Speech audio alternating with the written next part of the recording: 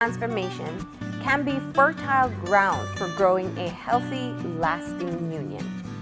When we find this kind of partnership, we're more likely to want to keep it, invest in it, and nurture it. Life is a collaborative effort. Much of what we do can be enhanced through partnership. Together, we are stronger because our personal power is multiplied by two. Through partnership, we experience the joys of working, living, and loving together.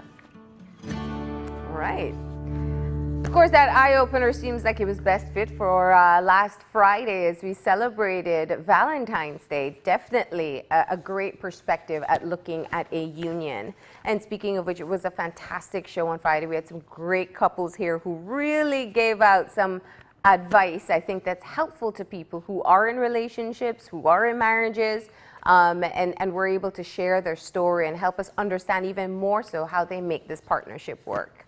I love that the eye-opener allows us to be able to see partnership beyond just your romantic relationship and seeing how working together with people, but first of all, recognizing that you bring your own individual strengths and others bring theirs as well. And that's really the best way to be able to maximize any type of relationship, whether it's a working relationship, whether it is within your household, sometimes it's even within communities, people coming together, people bringing their strengths to make a more massive force to be able to to approach something. So if you use the example of your relationship, I always subscribe to this. I think of the idea of two wholes coming together, not necessarily because they're incomplete, but because they're joining forces to become even stronger. So that's a great eye-opener for today, and we're going to get moving right into our show for this morning. Today we're continuing the conversation. Last week there was so much to be able to cover. It was a very rapidly moving news week, and we started off with discussing the convention on Monday morning and the results from that, to by the end of the week we had that very same leader who was elected, who we were discussing a week ago, having resigned from cabinet and resigning from the post of the leader of the United Democratic Party. But amidst all of this, the core issue is about the allegations made in the Utah court. And these are allegations of corruption by government officials. So today we're going to put it into perspective, having a conversation about how corruption has an economic impact. And we're going to be joined by business Senator Mark Lizarraga, to be able to discuss that further. And then the University of Belize is having an expo, and this expo is going to be focused on traditional medicine. So we're going to find out what these students have been investigating, what they found out so far, and how they're going to showcase it in the expo that's coming up. So that's what we have in store for today. We're going to take a break, but before we do, we got that birthday shout out. And today we're saying happy birthday to two people, Aisha Hall and Tamika Swift. Happy birthday to you guys. We hope you have a great day today. We hope you got your celebration done over the weekend, and that everyone makes it feel like a really special day today as well. And with that, we'll take that break, and we'll be back in a few. Stay tuned.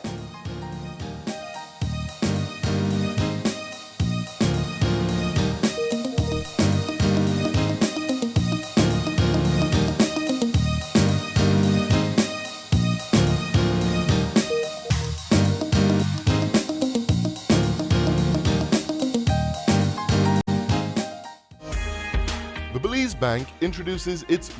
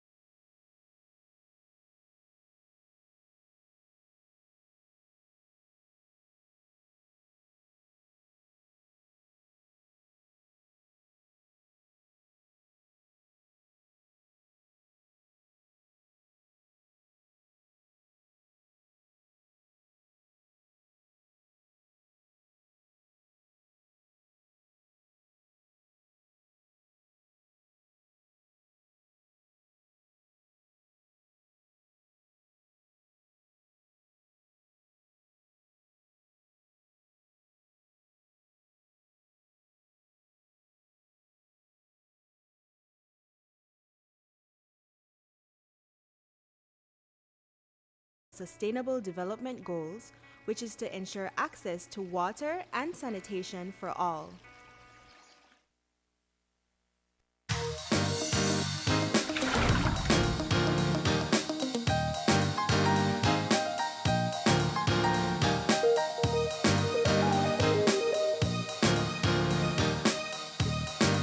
And we're back, and we're moving into our first conversation for this morning. As I stated earlier, if you're just joining us, we are having a conversation looking at the implication of corruption on the country, specifically the economic impact. And of course, to be able to have this conversation with us, we are joined by Senator Mark Lizarraga. He is the business senator, or the business representative in the Senate. Good morning.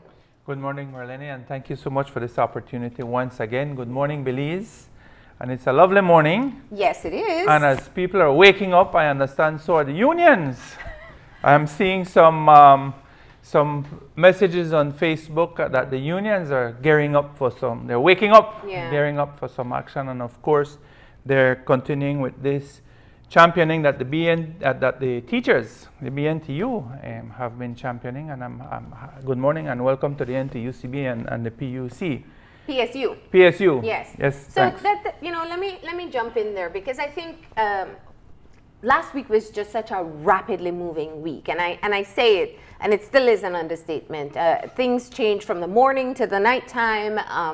There were a lot of questions. There were a lot of politically movement that was taking place, and non-movement and eventual movement that we didn't really put into perspective just the core issue here. And the core issue really is the allegation of corruption that we're seeing play out publicly and the implications that come from that. Let me just ask you, in terms of your own analysis or your observations based on the activities that took place last week. Last Monday, around this time, we were talking about the election of Honorable John Saldivar as the leader of the United Democratic Party. And by the end of the week, he was no longer a party leader. In fact, he was no longer a member of cabinet. That's how quickly the week moved. Yeah. Well, let me say, you're right. There was a flurry of activity. Yeah. On the issue of John Saldivar, perhaps this is the time to. I wasn't planning on starting here, but perhaps this is the place we're going to start. John Saldivar made a release, and I think he touched perhaps the most fundamental cause of a lot of what we're seeing happening in government. And he says, and let me quote, he says, "This whole episode has caused me to reflect on the real jeopardy that looms over the head of politicians who pursue their work with zeal and gusto. The demands of our constituencies are great and resources are very scarce.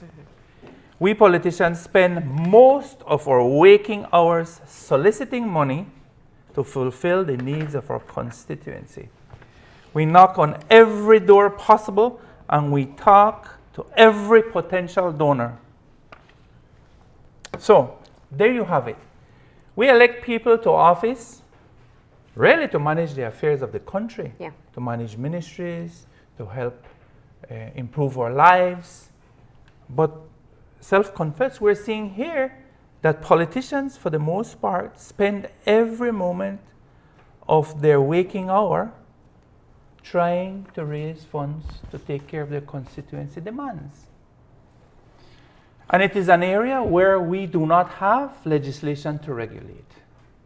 Soliciting funds. Soliciting funds, campaign financing, how politicians receive money, from who they should receive it, how much they should receive, and how they should account for it. Now, the Chamber of Commerce issued a release on February the 11th. Yes. Calling again for certain things that are not new. We've been calling for these things for a long time. But in addition, it called for an investigation into this matter.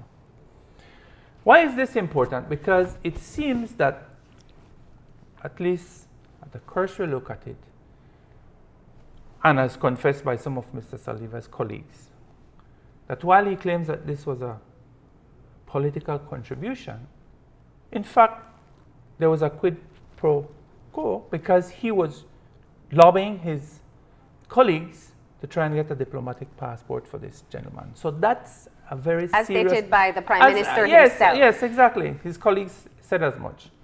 If that is the case, that's something completely different because our laws are very specific. And as you say, we have a lot of laws and a lot of institutions that should be upholding those laws, including the Integrity Commission, including the Public Accounts Committee, a whole host of other institutions. But the theme has been, not only from the chamber, but the theme has also been from, The unions. oh, by the way, and the chamber as well called not only on the Prime Minister to do certain things, but also the Attorney General, who is now the Minister Chairperson. responsible for police. Yes. So let me just try Sure. to get this back into focus. Okay. The press release that was issued last Tuesday, I believe, it was as a result of what was finally revealed within the court in Utah, something that we essentially knew was looming the entire time, that there would be evidence presented, as was stated in the pretrial hearing, as was evident by the declaration of evidence that would be submitted, that there was a government minister who received money from Lev Derman. On Monday, it was finally revealed, more details on Tuesday. So the Chamber of Commerce then calls upon the Prime Minister and the Attorney General to start an investigation. You know, this was something that was, and using specifically the Mutual Legal Assistance Treaty, which allows for the government of Belize to access information through the United States government. This has actually come to fruition. This is what we are being told in terms of them getting the evidence itself.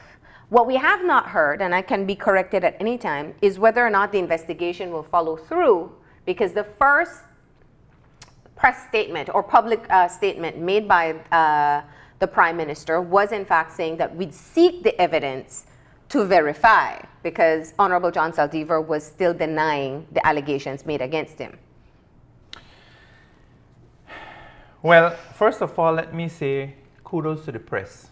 I think, and especially Channel 5. You guys have done a wonderful job in covering this story from the outset. That one of the big areas that are weak in our country is the implementation of existing legislation. Yeah.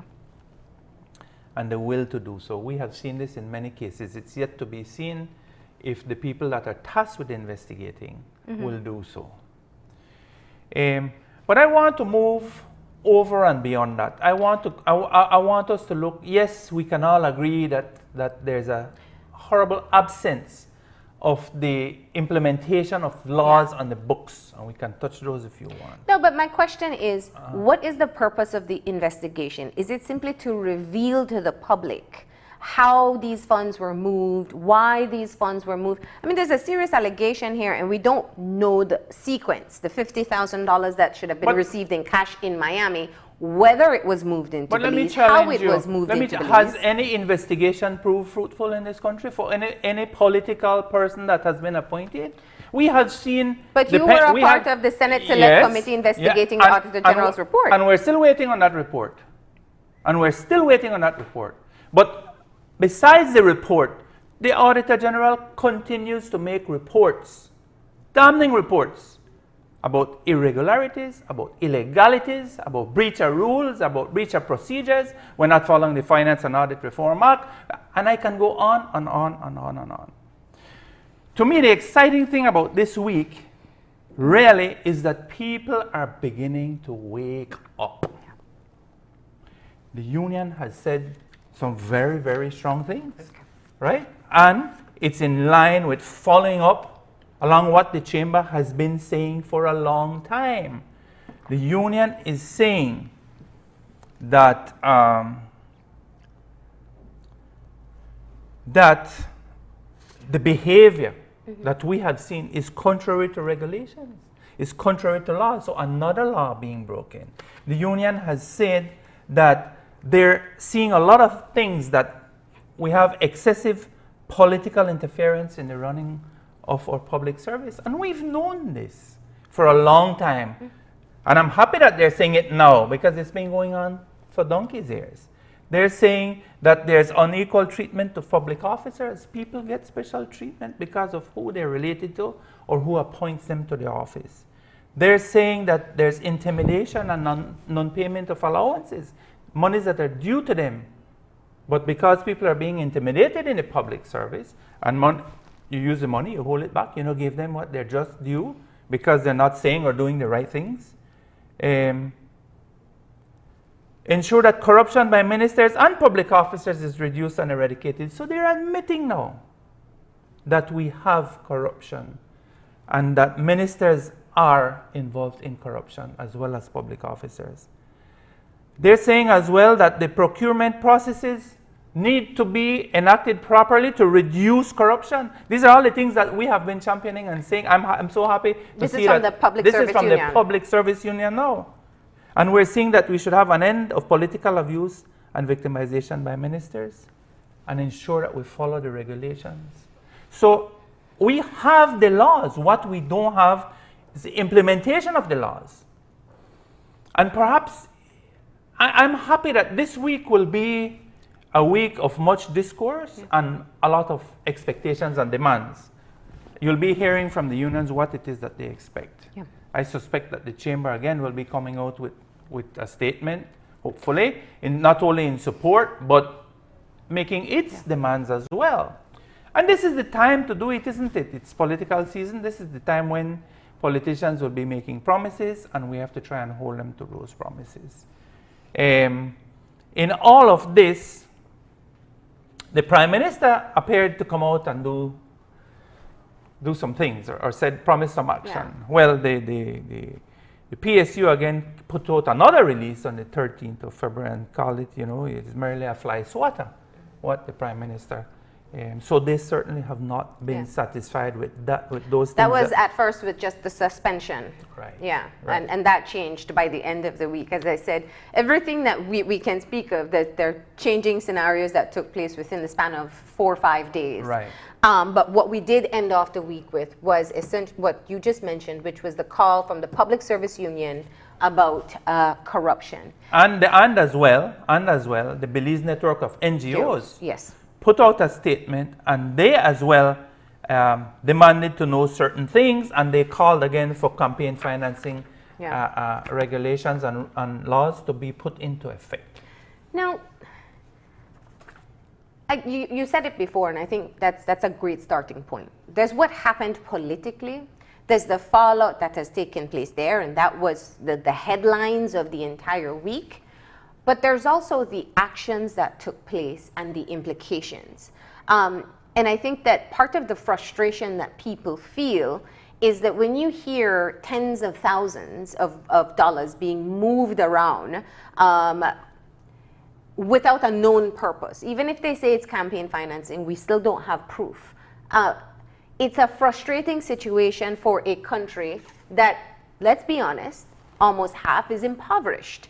And I think that the jokes that came about from, I need my February tranche, or I need my February and March money at the same time, people were making light of something because it seems so ludicrous. Others don't have this type of access to just getting additional funds to supplement their lifestyle.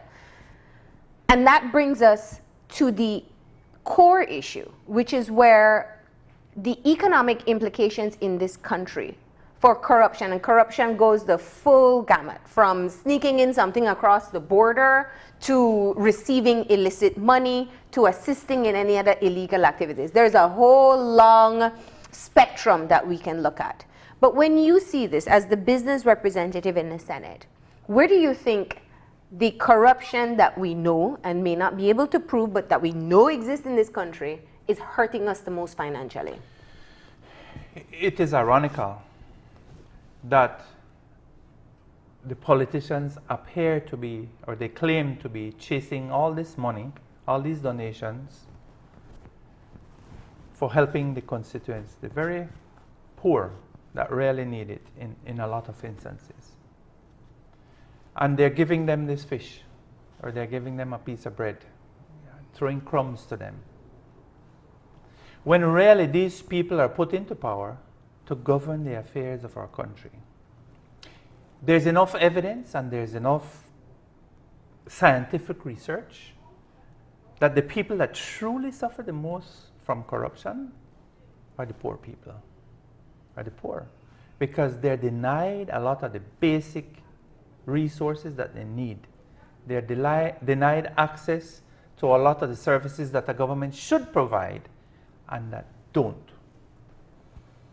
Why is that important to us? Corruption, again, just to go back to the basics, is expensive. It doesn't promote competition.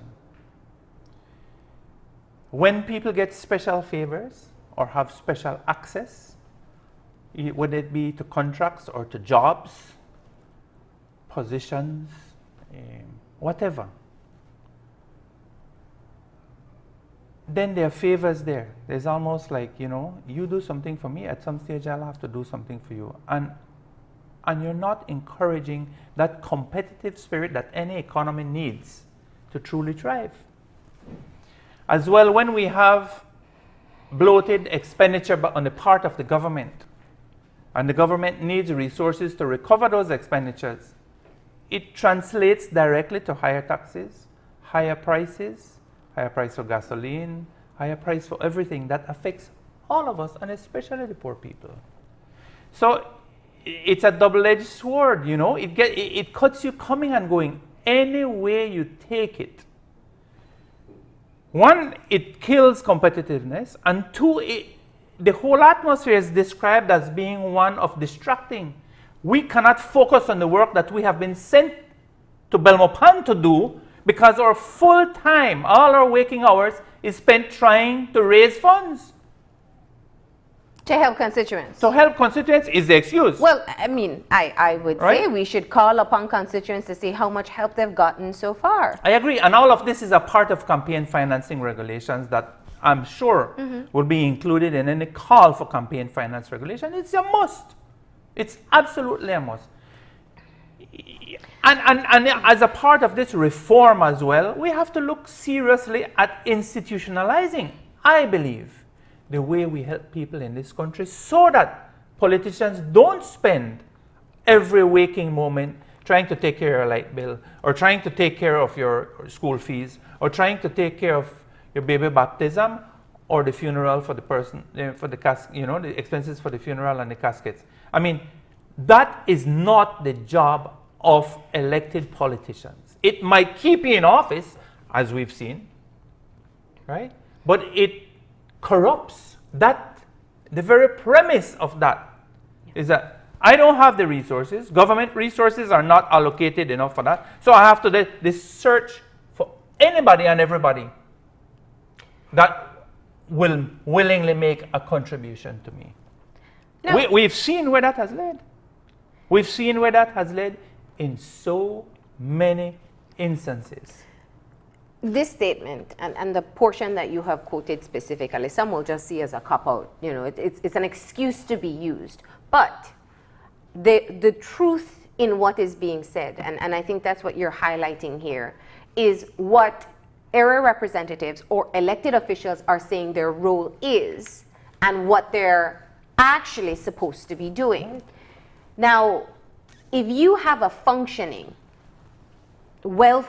human development system or social services system, if you have a functioning education system, if you have a functioning housing system, if you have functioning ministries that offer the basic needs to support those who need the support in the country, then no elected officials would need to be in a house checking on groceries or providing for those who actually need. And I'm saying that very specifically because we don't even know the people who receive this the profits of this hard-working day-to-day grind of soliciting actually go to people who need. We don't know that. Exactly.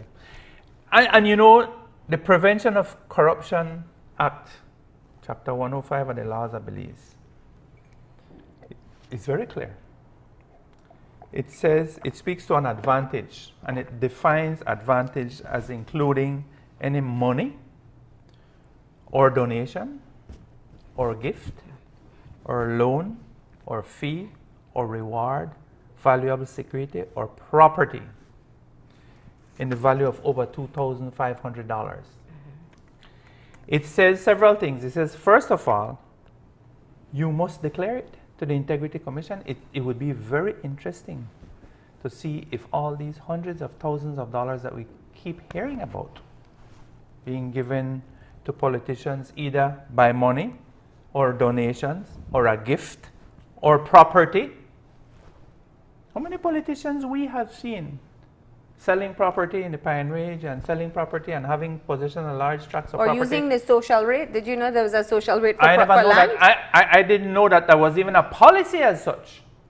And then, if there's a policy, we should all be entitled to it.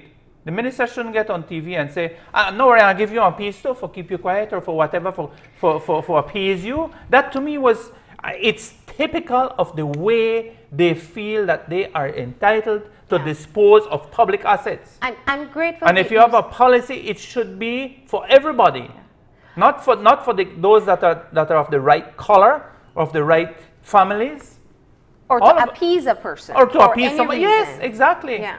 No, I think what you're saying is But on point, because it is a culture, Senator, and it's a culture that goes beyond our politicians. We have to be honest about this, and I don't want to sit here and cast judgment on elected officials, because it is also about the electorate as well. It is about the business community as the well. electorate, everybody. The public service, those who assist in the processes. It is an overall culture in the country. People do not truly understand the term democracy, because we don't live in a democracy, we live in a kleptocracy. That is what our country has become. That is what our country has become. Nobody follows the rules, the procedures, the laws, and those that are supposed to do it, those that were supposed to bring accountability, transparency, and reform, have not done it. Those that are in power that should be focused on this type of cleaning up of the system that has corrupted every institution almost in our government are not focused on that. So we are right back where we were when we decided that the PUP government was corrupt and we wanted to get rid of them. We were right back where we were, or worse. And that was the platform that this administration came to power on. And which is why the machete analogy keeps on coming up, because that was a part of what... The PSU has told you it's not a machete, it's a fly swatter. But let's not move on from this point so quickly. There's a practical part of the conversation that has to take place. The corruption exists. The inefficiencies and the handout system that has been long established in this country is now believed by many to be the only way to get into office if they want to make a change. So how do we move? The frustration from people in what they're hearing, it's palpable. But I don't know if the frustration that they feel, we all feel, not they, we all feel, is resonating with the type of actions that we individually will have to take. And I mean individually as a citizen, a voter, or as a collective body, the media, the business sector, whatever other organization or entity or role you uphold. Well, let me say this. I'm happy to see several things that have happened. One, the opposition has woken up and has said, look, we are making commitments to certain things. We've heard that from politicians before. And they have at least spoken the right words.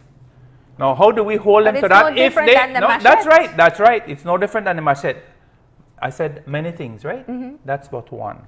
That was what started it. But what I'm happy about now is I'm seeing that the unions who have the numbers, who can mobilize numbers, are waking up and saying, look, enough is enough. We need to do something. And I want to make an appeal here to the people, the citizens of this country, to come out and support the unions and support all those organizations that will be rallying for better in our system of governance. I want to ask all the citizens, students, young people of this country to support them, because they're the ones that are going to be paying for all of this corruption. And we are the ones that are paying for it now, of course. So it's important for everybody to get involved. I was looking at Transparency International. to try and see Which how we don't have an arm of in Belize. which we don't have an arm of in Belize. We're not even on the corruption index because apparently we don't want them or we haven't invited them. But it speaks to little steps. And you and I have had this conversation many times before. All we can do is continue educating. Thanks to the press, a lot of wonderful information is coming out. People are beginning to wake up to these realities. And now, what do we do? That's what you're trying to say. How do we translate it into action? Well, not only that, because I'm going back to the core point here, which is how do we help all of us understand that if I get that we are frustrated. And I believe I was telling Audrey Matura in last week's conversation that what happens to some people is a sense of helplessness and despair. You feel like it's always going to be that way. You may be frustrated with one party, vote them out, and it continues in a never-ending cycle. How do you help people understand that if we do not make the connections between the corruption that we see in our country and how it implicates your individual life? No matter what people say, we're all innately selfish. Yeah. And when I go to the grocery store, I am upset of how much I have to pay for my groceries as much as any other person. Or if I have to put gas in my car or pay a bus fare to go somewhere. And all of these things are connected to the inefficiencies that have been fueled by corruption in the country. Absolutely. How do you build that connection for people? Well, first of all, we by education. One, we're hearing more and more people talk about it now. We know that there's a direct link between the cost of living in this country and the lack of services. When you see a hospital that's broken down and not working, it's because the monies are not properly applied for the things that they should be applied to. When you see bloated contracts all over the place and roads being built for no immediate and urgent need, right? When you see the courts make declarations that spending has been taking place over and over without proper allocations, without proper accounting, people have to wake up now. And I'm hoping that people will begin to make the connect between all of these actions that we've seen over the last 10 years and corruption and the cost of living and the lack of proper services. If we have a minister of police whose full-time job is seeking donations and contributions and looking for money all over the place, how can he be focused on running his ministry properly? And that goes for all the other ministries. We've seen the corruption in the Ministry of Education. We've seen corruption in the Ministry of Health. We've seen corruption in almost every ministry. Now, people will feel like you are just saying that now, but I want to highlight. I've been saying it for the last 10 years. And I want to say that because as we prepare, budgetary preparations are taking place. People are writing up their budgets. And one of the things that you have consistently brought to the media, to the Senate, and right here on the show is the lack of information that is available for contracts. I bring this up because you are blatantly saying this ministry, that ministry, this ministry. But this is based on what you have seen in all budgets that have been presented, where you cannot see where the contracts are going, where the money is being spent, and all the necessary information isn't available. Is that the basis that you use for such an allegation? You hit it on the head. There's such a total lack of transparency in the way we handle people's money. It's people's money. Remember that we pay taxes. I constantly say how much we pay.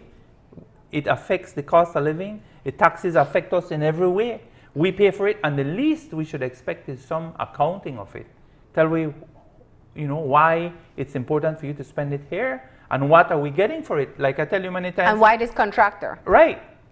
The process, because we want to encourage competitiveness. You want to encourage why we get the best deal. We're going to contractor A because he's promised us this, this one, and he give away a better price. Value for money. Value for money, and we have not seen that.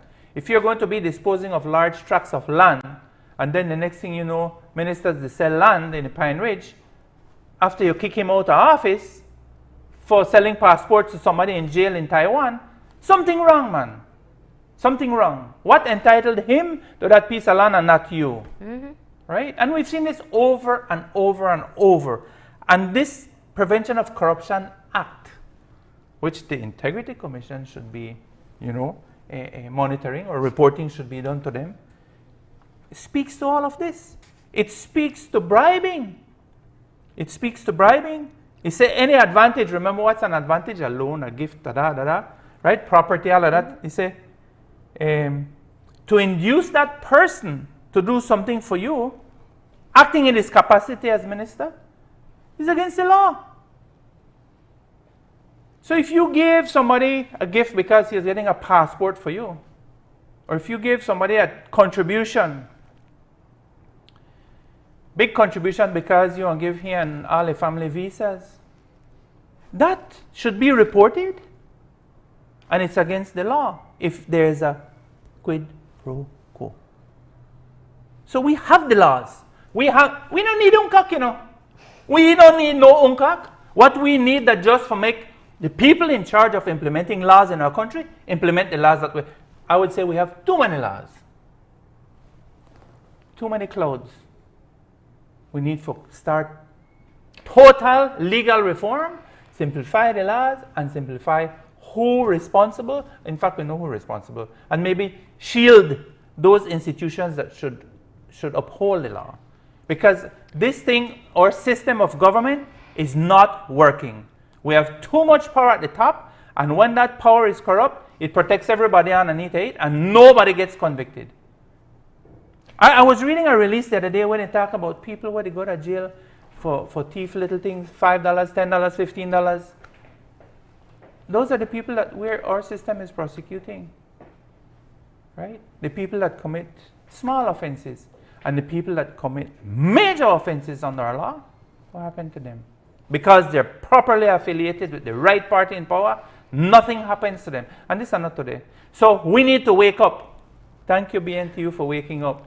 Thank you, PSU, for waking up. Thank you, NTUCB, for waking up. And people, I believe, you need to wake up. Well, okay, so you seem, and you've started with this point, and at least in this portion of the conversation, you seem to be hammering down on it, that the fact that the unions are now speaking out as well is a good indicator to you.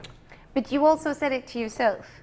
This is a bit of the feeling that we saw mid-2000s when there were allegations of corruptions being made then. There were students that were most active, that barged into schools and took children out of school, and I would definitely say crossed the line when we went into the phase of the riot. But we have seen this type of agitation. There were no subsequent changes that came along with it. There were lip service.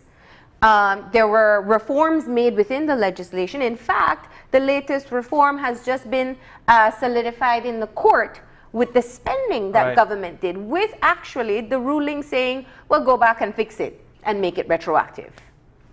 Look, I don't have all the answers, and there's no single magic bullet. Yes. If we want to live in a democracy, democracy entails, and we've said this, people participation. We will get from our democracy what we put into it. We can't expect for sit back, sit down, and expect things to get better unless we get involved. And by being involved, I mean we have to agitate for change, we have to pressure for change, we have to use our vote wisely and not corrupt it, right? Because we have enough corruption in that already. We've seen how many people we've brought in and given them citizenship and passports, etc., right? To use them to remain in power. We've seen that on the testimony. So we have to wake up. We are a young democracy, right? A lot of countries have gone through this, baby steps. We wake up today. We've been talking about it in the past. We're waking up today again. We've woken up in the past and we've had changes. Granted, the people that promised change did not.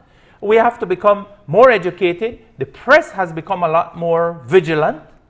I must say that you're one of the strong legs of a good democracy, if we want to live in a democracy. And people participation is key in any democracy. I want to see the young people of this country get involved. I want to see the young people of this country begin to realize that what we do today affects them tomorrow. It affects their opportunities not only for jobs, but it affects their opportunities for housing, for better health care, right?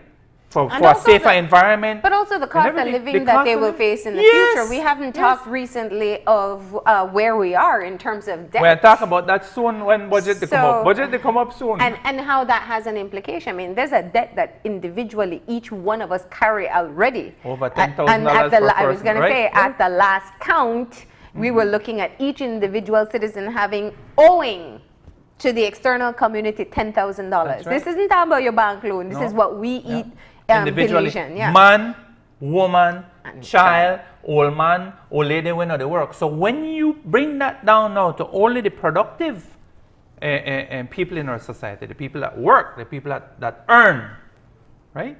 It multiplies, because if you have a family of 5 or 6, mother, father, maybe 3 or 4 children, and only the father they work, he owes $60,000 for the 6 of them.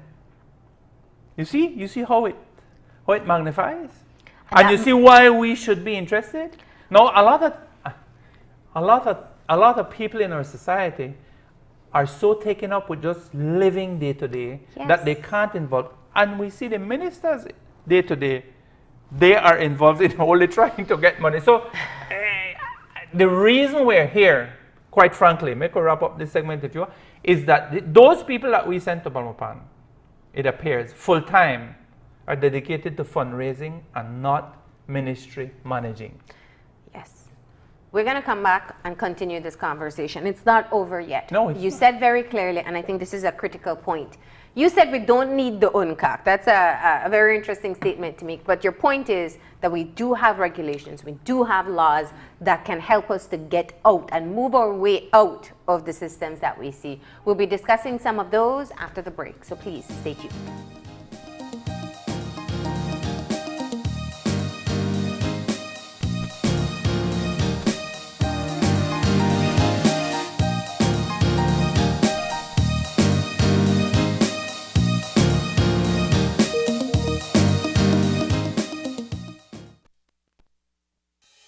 With over 100 years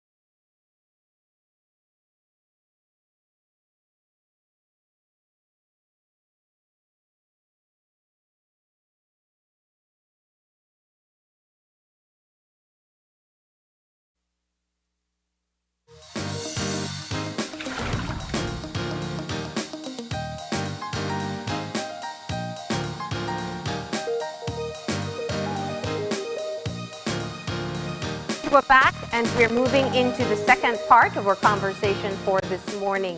Today we're taking the time to kind of dissect and be able to put into perspective of the frustration that people have been feeling, the issue of corruption that has been a part of the larger conversation, and looking at the implications on everyday citizens and also on the business community or the economy at play. I'm joined, of course, by Business Senator Mark Lizarraga, and the first part of the conversation, we spoke about a lot of different things. We spoke of what the Chamber has been asking for. We spoke of how the unions have kind of chimed into the wider conversation and the need for the wider public to be able to demand better. But you also said something I think that people are probably scratching their head about, which is we don't need the UNCAC. And I want to give you the opportunity to qualify that. Thank you. What I was saying is if we implemented the laws that we have on our books today, it was in that context that I said it, that we wouldn't be in need of an UNCAC. Because we have enough laws that regulate how we spend the people's money, how we collect the people's money, how we should decide how to spend the people's money, when to spend the people's money, and the format, the whole budgeting process, etc. We have something called program budgeting that is outlined clearly in the books now, and it tells you what our targets should be. It identifies priorities, right? And we shouldn't be seeing this emergency spending, right? Undeclared for the most part. So we have laws. We have laws on the books. And when I said that in passing, I'm saying if we had the implementation of the laws we had in the book, there'd be no need for an UNCAC. That's what I was saying. I'm not. Yeah. No, obviously today, Now we do need, we need external forces to help us. Let's be very clear. All of this that's happening right now in the last week or two, where did this information and the evidence come from? From abroad, through the press, not local. So those that are responsible for identifying breaches in our laws and identifying breaches to the Constitution, and those that are with the responsibility, and those institutions that are with the responsibility to highlight these things have not been doing so, and the question is why? So let's start with that. I think that that's part of what I hear you saying, that, and we've heard it many times before, that on paper, Belize has some really great oversight bodies, that if they're functioning properly, we wouldn't be talking about corruption with the level of frustration that we speak of today. There's the Integrity Commission, there is the Public Accounts Committee, there is the Auditor General's Office, there's the Contractor General's Office. What else am I missing here? The police, the office of the DPP, all of these institutions. So but let's, can we deal with, Let's start with the Contractor General, for example. We never have one for 2 years. Okay, so what would the Contractor General do, and how would that role, if properly executed, help to prevent corrupt practices? The Contractor General's office, first of all, is about 3 people, I believe. Okay, and we never have one. Now, what should he do with those 3 people? He needs to take a look at all the contracts that the government enters into. He needs to oversee the commitments that government make and for what works. Government issues, I believe, when I last checked, over 1,000 contracts per year. That's over 3 for every day. And these are contracts for building roads, for building buildings, for legal services, for anything that the government, catering. Right, any contract that the government extends to somebody over a certain value. Yes. There are procedures that tell you when you spend so much, you could do it this way. When you spend so much, you do it this way, etc. But he's supposed to review these contracts. The big ones. To make sure that there was a proper process that was entered into for the agreement and that it is valid. Contracts over a certain amount of money should go to the Parliament so that Parliament can scrutinize it. That has not been happening. But back to the contractor. Legally, that's what's supposed to be done. Right. But the Contractor General has been identifying a lot of weaknesses, including staffing, resources, etc. So we have that office that on paper looks good, that has not been able to perform its duties because it is under-resourced. And this has been your issue. Your point, and I remember it very clearly from the Senate, it's not about which person is put into office. It's about not doing it effectively. If I personally cannot scrutinize 1,000 contracts, because it's not humanly possible with a Not staff of humanly 2, possible.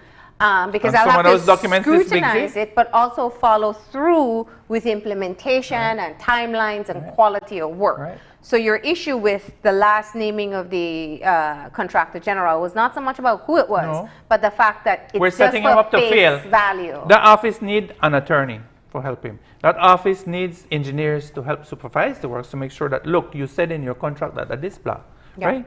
And so that office is there only in name. The office of the ombudsman is a very powerful and important office in our democracy. Again, understaffed, under-resourced. The office of the auditor general, very important. Look how much fine work has come out from that Yeah. office. But they visit these offices every how often? Yet every time they visit them, we have issues. You see in the And reports. it's also the amount of time it takes to do a proper audit. Yes, we should have internal auditors in every ministry. That's something we've been calling for years, right? And I believe personally that they should be under the supervision of not the ministries, but an external. It should be even the autonomous. Yes, exactly. Yeah. Because very often in the Auditor General's report, we hear of them going in and told that the information isn't available or never receiving it. Right.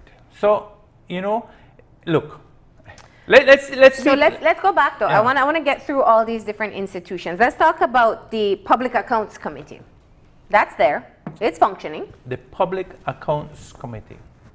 We have had issues with that committee because of its composition. It's in paralysis because of the way it's constituted. Yes, the opposition has the chair, but the majority of people sitting on that committee are ministers themselves. Now, what is the Public Accounts Committee?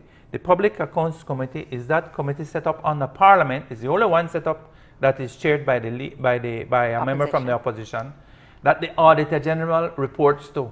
Because Parliament is the group that authorizes the spending of money. So the Auditor General goes now and she looks at the ministries and says, well, I found this and this and this. We're not following these procedures. These monies may have been misallocated or misappropriated. And it gives it to the Public Accounts Committee, who should then scrutinize it and report back to Parliament. Open, right? The system should be open. Everybody are here when you go to the House debate. Well, first of all, the reports are delayed in many instances for years because you don't get all the information from the Accountant General because they don't have enough resources. So much so that they haven't been able to balance the checkbooks in years. We can't balance with checkbooks, none at all apparently. So the reports No are reconciliations are done in many instances, so a lot of so we see a lot of monies But even unaccounted for. Let me continue. Yeah. So back to the Public Accounts Committee. So when you get these reports that are damning against ministries now, you talk about the actual affairs of how you run your ministry and how monies were allocated and spent. Who sits on the committee? The very ministers. And they are there, And in majority. and they are the majority, Yeah. right? And But- they're going to be there to protect their ministries and their colleagues' ministries. And they also have to collectively approve what they're going to investigate at any given time. I use this example with you, and I think that that's part of what we don't. I mean, the Public Accounts Committee can do great work. Excellent. If it functions properly. But what we see is that you're in a relationship now, and your last one was terrible. And all you keep on doing is going back and trying to figure out what went wrong with the last one while you have problems with this one. You never fix the relationship you're in because you're constantly looking at the ex-boyfriend or the ex before the ex to find out what went wrong there. When you done, move on. Somebody once told me, you can't drive one car, steer one ship, or drive one plane and look back way. That's why you crash. So- you have to be looking forward. Yes, you could look in your rearview mirror and look to the side and look back, but your main attention has to be where you are now and where you're going. Now, So there's a let me Public Accounts Committee let me that go back to the does Public function, Accounts Committee though, because this government of reform that promised reform, accountability, and transparency had agreed, made commitments to the chamber. The last time we were up in arms about reform, made commitments to the chamber that we were going to change the composition of the Public Accounts Committee so that the government lost its majority, so that we could come out with reports on a more timely basis. And that has not been put into place. It was one of the demands, by the way, from the teachers when they last went on strike. And it's going to be interesting to see if that surfaces again. They'll be meeting this weekend to decide. But my point is this. We have beautiful laws. What we have is a deliberate lack of determination and will to implement the laws that we have. That was my point. No, the point, underlying point, how do we do that as citizens? So let me come back to it though, because this is it is easy for the ruling party to go into the next election and kind of look at what they have accomplished, and they can say that the Public Accounts Committee is working. It is there. They physically get together. They're looking at reports. It doesn't matter what era, but they're looking at reports. It doesn't matter how fast they move or what information they get. So there is some truth, but not necessarily the whole truth. Similarly, the Integrity Commission, I really found it interesting when the Prime Minister spoke of the declaration of assets. But before we go to Integrity Commission, we're going to go back to the PSC. You agree that the Auditor General in all her reports has unveiled many irregularities, illegalities, misappropriations, etc. in her reports. What has the PSC said or done at Parliament to correct them or recommended to Parliament? Have they? We've seen the reports on immigration, from the Auditor General. What has been done about those? Why are we waiting for the Senate Special Committee to make a report on a report when the police has those documents already, the DPP has those documents, and they've been given the transcripts according to what we're told? Right? That's public knowledge. So why are we waiting on a report and a report when we already have a report? There's no need for that. And all the information took place in the public. The Thank you very video much. testimonies that Thank you people very can much. go back So to there's a as lack well. of a will to act. That is clear. That is evident, Marlene. Anybody, blind-eyed James could tell you that. Yes, I understand that. But I think that sometimes the lip service that is offered, saying, oh, well, we're waiting on the Auditor General report, or the file has been passed on to Just the DPP another- for Julian Shaw. Let's use that example. I think that's such a classic example. Anyone who spent time in the South would know, or should know if you haven't, that these students that go to this school wake up at 3, 4 a.m., before I even wake up for this show, to travel to school at high school level every single day. This is a part of the sacrifice that these children are making to get their education. We have $2 million just being wasted That is right there in a school. And this is one school in one area. The next one, as far as I know, and I may be corrected, is TCC, which is in PG Town, another 20-30 minutes away. This is the type of ways that we see monies that could be used maybe for more buses, for, I can't tell you how it can be spent, but it can definitely be better spent than in the pockets of people who are political cronies or politicians. I can't agree with you more, but we've seen this at the stadium. How long has that stadium been built? And so many things that we've heard about the cost of defense, the contracts being given. I want to know if there's no documentation that the works have been done to preferred contractors, friends and family, cronies, right? We have a finance officer getting directions directly from the minister and doing whatever he wants. I mean, the Auditor General has written volumes and volumes on all the irregularities, but we come back to the same point. Where is the will? Where are the people being prosecuted for these wrongdoings? Or you know what? We found out that there was a weakness in this system, and we're coming to the National Assembly now to pass a law to correct it. or we're setting up a new office But to then we correct pass it. the laws and yes, then we yeah, I don't agree with you. implement I it. agree with you. I agree with you. But what I'm saying is, at least you see some effort to reform, So right? this is why I keep on coming back to what I was getting to before, which is the declaration of the assets. Because the political will come from the politicians themselves. And depending on their level of involvement or their level of gain from the system that does exist, one would assume, quite naturally, if my hand's clean, I'll say clearly, let's investigate, let's do something now. If I have a few extra dollars, a few extra houses, a few extra properties, a few extra accounts that I don't want to be disclosed, then I won't necessarily be first in line to say, let's start the investigation.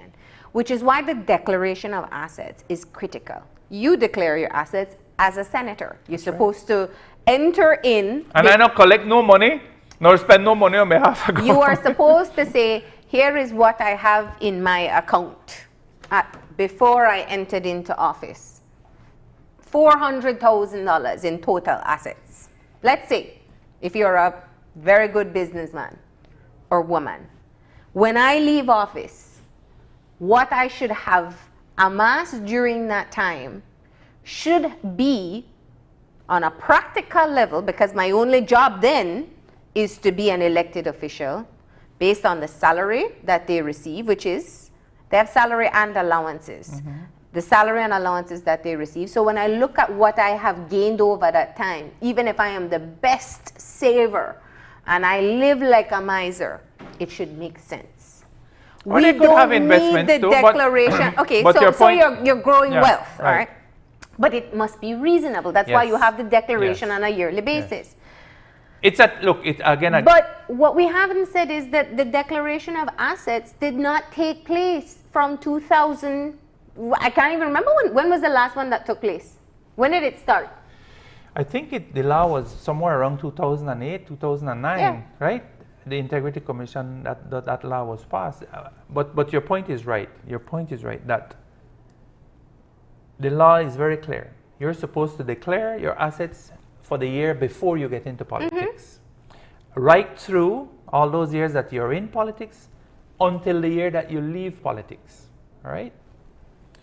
So that people can see, and it's published.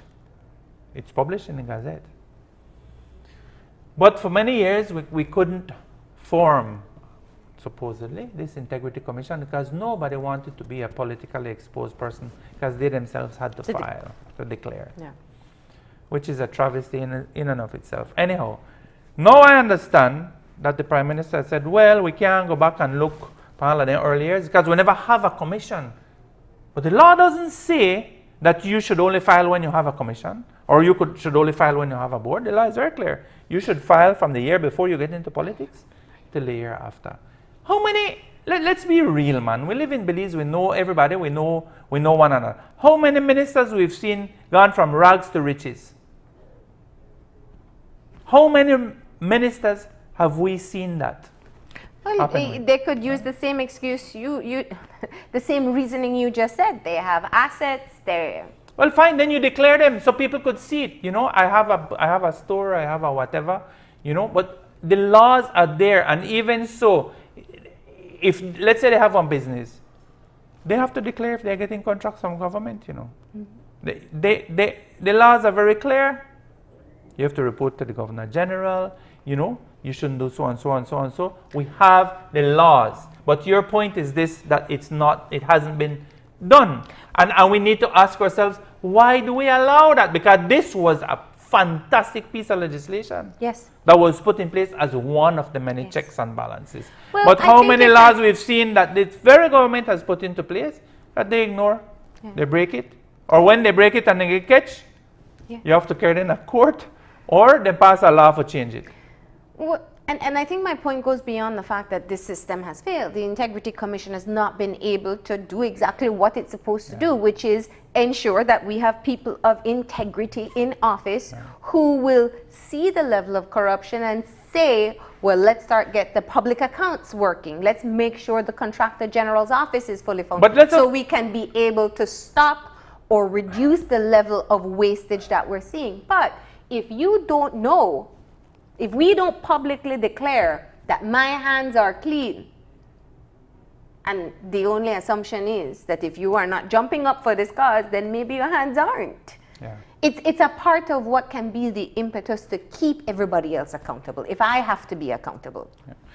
Would you agree? Yes, no, I agree with you totally. Maybe But- that's why you feel more comfortable keeping people accountable, because you declare, right? Exactly. I have to declare here. What? They're going to come out at me right away if I don't declare. But, you know, the Office of the Integrity Commission as well, they're understaffed, Yes. you know, and that's not an excuse, it's a reality. So all the institutions of oversight that should be doing these things have been deliberately controlled, under-resourced, understaffed. So it goes back to our will. The people were outraged. They put you into power to fix things, right? Yeah. You keep complaining about the past, but I'm not saying nobody from the past get penalized, frankly. So where was that will to change, to improve, to implement, to reform? None of that. None of that. That will only come from a people that demand it. That's why this week is important, Merlene. And the first demand is to make the functioning system, the existing systems, function properly. I don't want to lose the opportunity because we're quickly running out of time. What we don't have on our laws, which is part of the call that we're hearing now, is campaign financing Yeah, regulations. And I want to take the time to break that down. We've never had it. Right. And I think sometimes we're a bit unaware of how the ties made during election season, pre-election season, come to fruition after someone has been elected or a party has been elected. Well, everybody else in our society has to declare income. Everybody else, business people and people that are employed, you have to declare your income, you have to show, you have to pay taxes on it, etc., right?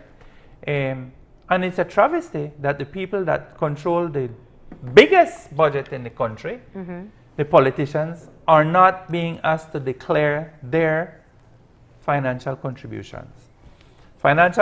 This is disposable income, really, because so far it's been unaccounted. You know, there's no accountability. You could receive money from anybody literally, and give it away supposedly to anybody. I assume it's mostly cash. I don't know. So there's no declarations going on, and the time has come now, I believe, and as does the chamber, as the unions, the NGO community, we're saying, look, they need to start declaring too. We need to be able, and it can't be only lip service. We have to look at the laws very carefully, and trust me, if and when those laws come, I'm sure they'll receive a lot of scrutiny, not only from the media, but from all the NGO community as well, and the business community. But we need to be regulating this area. There's no magic bullet. But let me just continue. But it's on an the important trend. key, I believe, to moving forward. Allow me to push a bit further with the campaign finance legislation. Senator, understanding what you know about how politics works in this country, is it perhaps a bit far-fetched to believe that any political party will venture into disclosing who is giving them money and how much they're giving them money and in what form they're giving them money? Because some of these election campaign financing, you're not talking about $10,000 as a total sum. It's big money. Big money. And with what purpose? Well, we know what the purpose was in this last case, at least one of the purposes. And we've seen other cases. But can we expect it? Again, if we live in a democracy, and if we want to live in a democracy, we have to demand it.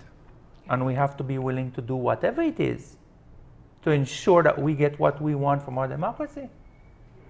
And I hope that when the heads of these organizations and the unions and the business community and everybody gets together, they're calling for for campaign financing reform, maybe they should start drafting the legislation to ensure that they have in those laws, or they negotiate with the government or the leader of the opposition or whosoever is coming to power, that they have in those laws what it is that we want. Not what it is some politician thinks he's going to pass just to band-aid something to appease us, and then that body or that institute responsible for overseeing this is weakened as well and not functional. We have to demand. You know, I'm wondering where the FIU is in all of this. All of these things that we keep hearing right now. We set up a financial intelligence unit that was supposed to be independent and blah, blah, blah, blah. Again, to look into these things. You know, you're nothing from them. Why? That's a reasonable. We have foreign exchange regulations. We have movement of money across, you know, exiting and entering our country. Yeah. And yet you hear about all these monies that were moved. Where We're are the presuming people? is moved. We don't. Well, it can't come by itself. Because in a declaration of assets, you'd also have to say if you have funds stored somewhere else That's as right, well. That's right. So my point is this. This week is important. This week is very important because the people will have a chance to organize. First of all, visually, to send a message. But second of all, I hope that the message is very precise. And I hope that the people that are calling for these actions will carry through, and not just a one-time event, or that the burden of this quest is not left on one group. That's why I'm happy to see that the teachers have support now from the NTUCB and the PSU and the business community. I hope would get involved as well. So it's a part of growing your democracy. It's a struggle that many countries go through, Marlene. Yes. We're not see it change overnight, but we'll see change to the extent that we're willing to go out there and demand change. Now I have one more question, and I think that is a part of what we hear from people. The current call for protest comes from the opposition, and people are very wary. Well, no, of not only the opposition. Well, I mean, they The were the unions too. first. They were the first. Well, yes. And people are very wary of the partisan politics and the deep divide that takes place in this country. You know, when you look at this issue, there is a need to separate the politics from it and just see it as something that is important to the development of the country. But do you think we're there? That people are comfortable standing up, knowing that anytime you oppose to something that a government does, people automatically assign you to the opposition? And you've been victim to this. Oh yeah. That is unfortunate that we brand and label people not on the message, but because it's they're critical of you, or they're suggesting that there are better ways to do things. Back to this thing about the opposition, I hope they have learned. I hope they've learned their lesson. They've been out of power for so long, and they're making promises now. We'll see. But certainly I know that right now today people are not very happy with the government that's in power, because they've turned out to be everything except that which they promised they would be. And that's very disappointing. Again, Marlene, some people have to get out there, and today is a time for leadership in our country. This week is a time for leadership, and we'll see many people emerge, and we'll see who are the true leaders this week, the shakers and movers, and we'll see who really are serious about reform and improving this country. Marlene, I was reading a book from Lee Kuan Yew, the father of the Singapore Revolution, and when you think about it, Singapore, I mean, a sandbar, I mean, just on the island, like, San Pedro or something was sandbar. And look how they have come from third to first world. Their GDP is among the highest in the world. But it took radical changes. It took vision, Yeah. right? It took discipline, Yeah. the rule of law, Yeah. a strong rule of law. And in our lifetime, in the same period Of our of our independence. Yes. The same time. You're right. And look at the big contrast. And we have so many resources, so much wealth in this country, and yet so much poverty. Yeah. Almost half our people. Well, we're a middle income country, right? That's But our we sh- designation. We are? When half of your people live right around the poverty line? I mean, come on. And it's not because we don't have the resources. It's because the people who we have put in there to manage our resources have looked after their self-interest first. They've looked after the political party first. They look after their constituents first. When it's so short-sighted, because if you look after the country, these people will benefit. Well, If you look at the well-being and the education of our people, our country will progress. We should be a first world country, not a third world country. all right. Well, we thank you for coming in Thank you. and sharing your thoughts with us as to everything that has been happening. But more importantly, you seem, as you said quite a few times, you are looking forward in looking at what actions will be spurred from last week's event. Thank you. From this week's event. And this week's event, yes. We're going to Thank go you, ahead Marlene. and take a break, and we'll be back in a few. Stay tuned.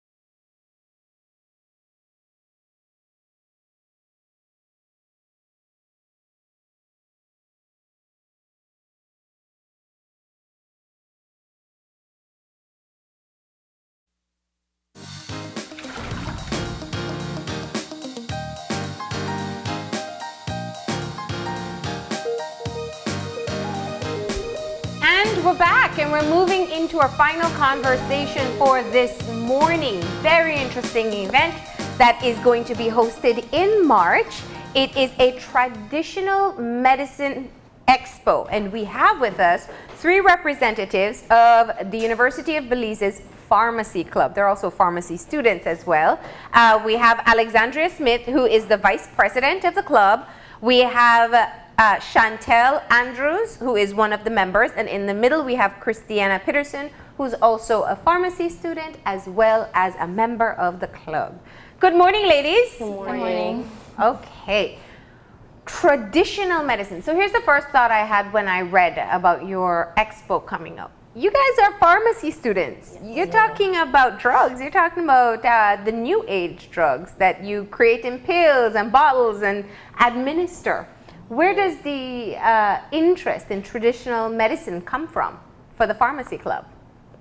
Well, a lot of people wouldn't really necessarily look at traditional medicine as a source for the ideal, like aspirin or any of the over-the-counter drugs you see in your pharmacy, but there are a lot of sources out there, naturally derived, that we use to get the synthetic drugs you get and use from a prescription. Yeah. Like the example I just gave you, aspirin comes from willow bark, and they're synthetically made in a lab because it's easier to get it in a lab, right? So that's something not a lot of us think of. Yeah. And we want to make the connection between traditional medicine, which we have a lot of in Belize, with the traditional Western medicine that a lot of us think of when we think of pharmacists.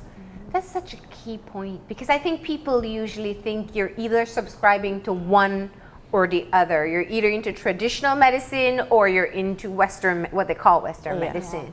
But what you're doing as pharmacy students is kind of tying the link together, right? Yes. So tell us about the idea for the expo. Where did that come from?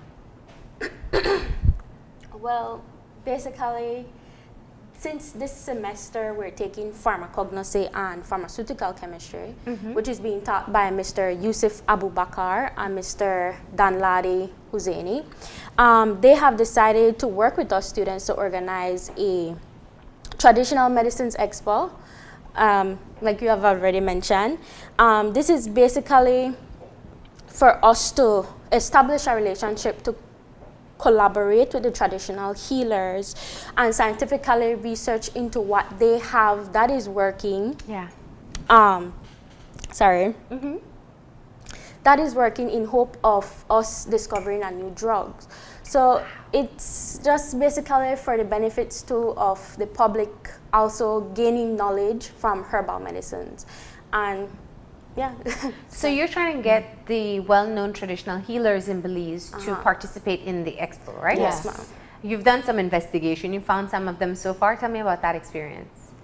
Well, right now we're just inviting them, like finding them. So that's our main goal right now. Yeah. But we have invited a few of them. And some of them are located in Belmopan. There's a lot of them all around the country. Yeah. So that's just the process of inviting them right now. I think we have one all the way from PG or Dangriga. Dong so. But they're coming. We're definitely extending our invitations to countrywide. It's like word of mouth because Yes. none of us, not a lot of them are into social media. So we have to try to ask by asking this traditional healer if they know someone, and then we go on by that and building, trying to find them. Our goal is to invite probably like 15 to 20 people to this event. So, and then it's an opportunity for them to sell their own products to Belizean people, you know. Yeah. So. Because the stuff they learn is all passed down information. So it's a wonderful untapped resources that a lot of us don't get to see or hear. Well, historically speaking, it's what people relied upon for Yeah. relief long before we had labs that could make synthetic medicines. Right. So I think common sense tells us that there is something about what is done in traditional healing that has worked. Yes. You know, in your classes, how much do you explore that? Do you invest? Because especially for us, we have the traditional aspects. We have what comes from our African ancestry. We have what comes from our Mayan ancestry. And so we have the information out there, and we also have a lot of natural resources that we can tap into. What have you learned in your classes that have helped you build that appreciation? So we have the subject called pharmacognosy, which deals with deriving medicine from natural resources or plants. And so we've discovered like plants such as aloe vera, which is used medicinally. You could use it to heal cuts and wounds, or it could be cosmetic use, which it has emollient properties, which gives that soothing effect.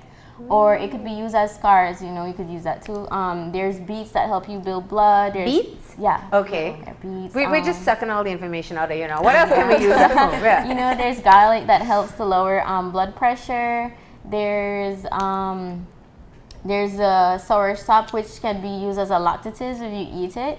And castor oil as well. There's tea tree oil, which could be used as an antiseptic as well. There's a lot of plants that Belize has to offer, because you know we have a extensive tropical forest. Yeah. You know, we have savanna, so there's all of that untapped potential that we need to investigate. What's been the most interesting one for you personally? Like how you pointed out, the willow bark is kind of like the mother of aspirin. What else have you found out that has been really fast? Because I'm sure as pharmacy students, you probably would have had other people tell you about traditional medicine, but your natural inclination as a pharmacist is looking at those that have been developed scientifically. So what have you learned that made you think, Well, during our classes, we go on site to pharmacies to practice whatever we're learning in class. And you make contact with a lot of patients, and they come up with all kinds of uses for stuff you wouldn't think of. Like I saw the other day someone came in for a powder, and they use it for their skin. And I asked the pharmacist, it's something new. I've never heard them say they're using it for their skin. I've heard of internally taking it for a laxative. Or what kind of powder is that? It's an alum powder. Okay. It's, if you go to the pharmacy, they'll know what you're talking about. Like I showed my classmate earlier, aloe, you can take it internally as a laxative, because she only saw it as a cosmetic, and I only knew it as a cosmetic. So I learned that they could dry it, package it, and you take it internally as a laxative, which a lot of our traditional medicine is some sort of laxative, like dried senna leaves. Okay, interesting. How about you? Well, what I find interesting, like as my colleague had said, is just I'm so sorry. Is there like a pink? I thought that willow bark one was interesting. And did you know that in nature sometimes the remedy is right next to the, like when it grows in the wild trees. If a tree stings you, usually very nearby is a plant that soothes you. Yes. Yeah. So that's some of the things that you would learn in your classes as well? Yeah. Like some people grow mint leaves in their own homes or whatever. Like, you know, well, in their own homes. And if you have an upset stomach, you can make a mint tea leaf to help relieve that pain. So, You know, another herbal product that could moringa. I know you've heard of moringa already. So is it worth all the hype? That's a really pretty interesting drug that I've heard like a couple people have been using. That they drink it, you know, every day of daily use.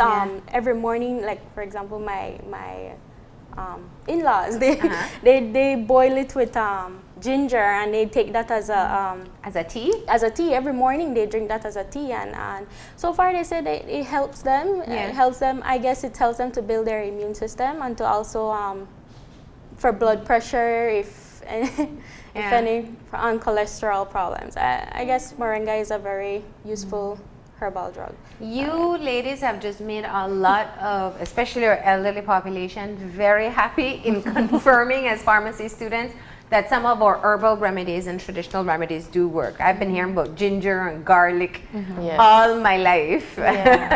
And moringa as well has definitely become one of the more common trends. So people now know that there is some truth, there is some science behind it. What are you hoping in having this expo and the traditional healers coming in and sharing their products and the methodologies? What are you hoping to be the result of bringing them together? Well, I just want to add over the moringa. You see, that's an interesting point. We take it for, as a tea, research and interest in our natural resources. That's what we want. We want people to look further into just taking it. We want to know what's causing its effects, what's the reason, and we want that with all other drugs we call crude drugs, because they only go through the process of collecting and drying. The aloe, the garlic has a lot of research done on it to prove that it's had its effect on your blood pressure, right?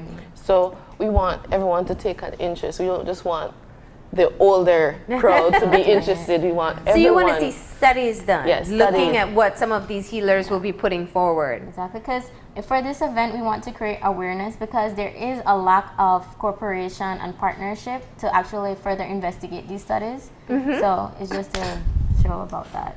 Okay, so how do people get involved? Well, if you're a herbalist, you can contact us at, well, you could call these numbers. I don't know if you could see it on the screen. If you go they can show lower, it's at the bottom of the. They're gonna get to it. So Okay, but you could contact this number 622-6176 or 624-7063. If you're a herbalist and you would like to come and showcase your products and sell, you're more than welcome to call us and give us your information, and before the event, before March 25th, obviously. Yeah, that's basically it, and we will make sure that we have everything for you, a table set up, your background drop-ins, and we will provide, I think we should provide them with refreshments and lunch. We'll try. But like I said, you're more than welcome. We extend our invitations to not only the herbalists and not only to older generations, but to also younger generations. For example, high school students can come. They're more than welcome to come. If you're in Belmopan, so it's going to be at Belmopan, it's at the UB. Yes, on UB campus. It's under the first gazebo. That's basically the first, as you enter the campus, it's right there, a big gazebo at the front. And you'll be able to see all the work of the traditional healers who participate. Right. Do you also have other presentations that are going to take place, or it'll just be those who participate? Just those who participate will be. We're trying to get a and we speaker. do have a speaker, but it's not yet confirmed as yet. So. Okay. Well, I hope that you guys are the ones that are spurred into action to do some of the research. You might find something from one of these healers that really fascinate you. Yeah. Are you telling them what to bring in what they'll showcase, or they'll just bring what they know works for them? Yeah, whatever just works for them. Whatever Okay. they can. So let's get the date and the details once again. Okay, well, the date is March 25th. It's on University of Belize campus in Belmopan. It will start at 8:30 a.m. to up until 1 p.m. Okay. Thank you. All right, and it'll be open to the public. Yes, it will be open Everyone to the is public. welcome. Everybody is welcome, so please feel free to come. And the most critical thing right now is that if you are, or you know of someone who's a traditional healer or an herbalist, contact you guys. Yes, please. And they can have a booth and showcase their work there, and also get an opportunity to kind of sell their stuff as well. All right. Well, great job. Looking forward to it. Oh, thank you. Thank you very much. We're going to go ahead and take our final break, and when we come back, we'll have our wrap up, so stay tuned.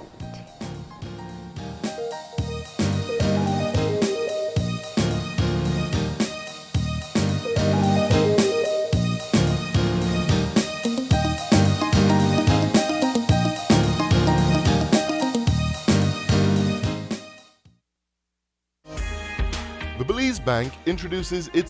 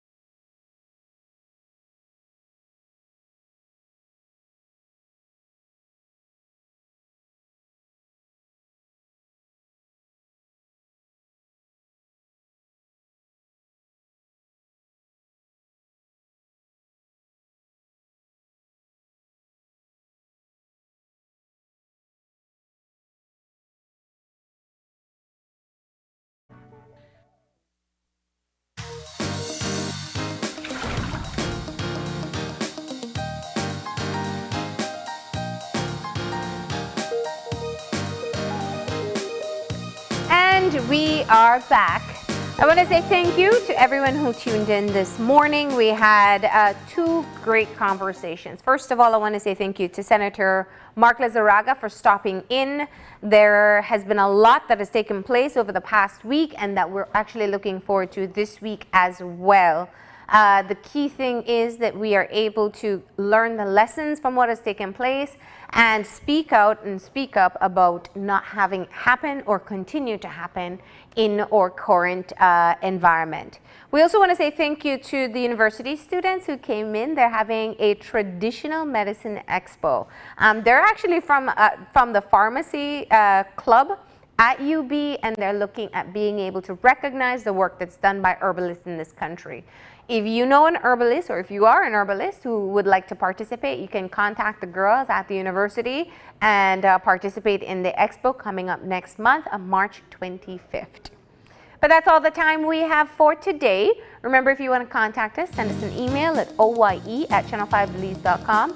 Drop me a line at marlene_oye@channel5belize.com.